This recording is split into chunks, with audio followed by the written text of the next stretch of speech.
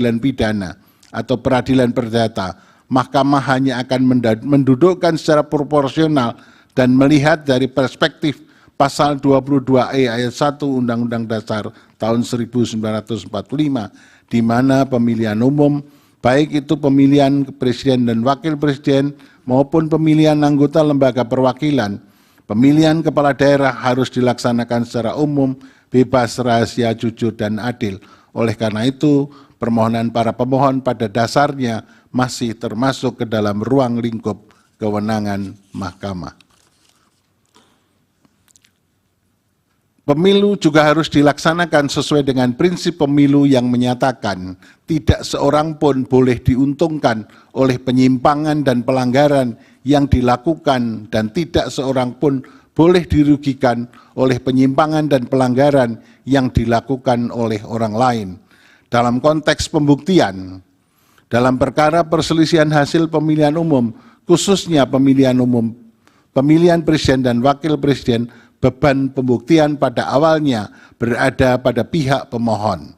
Namun, jika pihak termohon dan pihak terkait membantah, maka beban pembuktian akan bergeser pada keduanya.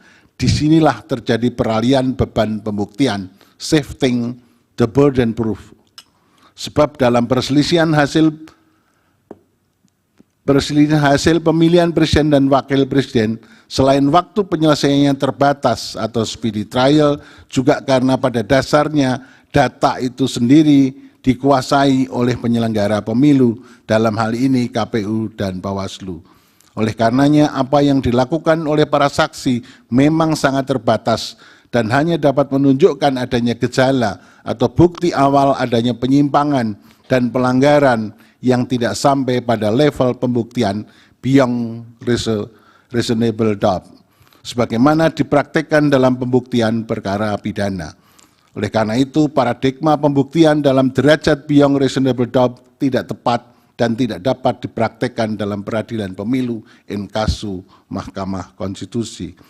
Sementara itu, pada pendapat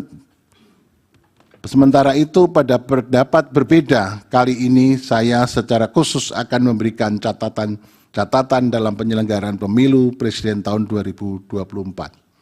Berdasarkan urean pertimbangan tersebut di atas sebagai berikut. 1. Demokrasi yang kita anut adalah demokrasi Pancasila, yang artinya pelaksanaan demokrasi yang didasarkan pada nilai-nilai luhur Pancasila. Pancasila tidak hanya sekedar menjadi cita hukum dalam pembentukan hukum nasional, tapi juga merupakan cita etik yang menjadi rujukan dalam bersikap dan bertindak, tidak hanya bagi penyelenggara negara, termasuk presiden dan seluruh infrastruktur politiknya, tapi bagi seluruh warga negara. Sebab negara kita tidak hanya harus diselenggarakan sesuai dengan prinsip rule of law, tetapi juga prinsip rule of ethic. 2. Dalam rangka melaksanakan prinsip rule of ethic dan agar semua penyelenggara negara tunduk pada nilai etika yang luhur yang terdapat di dalam Pancasila, maka pelaksanaan rule of ethic perlu ditegakkan oleh suatu mahkamah etik nasional, sehingga penyimpangan etika dalam penyelenggaraan negara dapat dihindari, khususnya cawe-cawe presiden dalam pemilu di masa-masa yang akan datang, yang tidak hanya merupakan tindakan abuse of power, tapi juga abuse of ethic.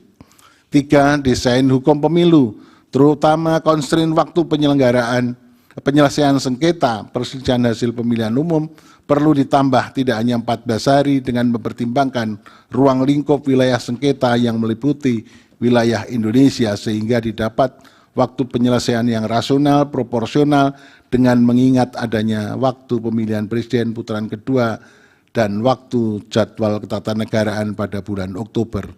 4.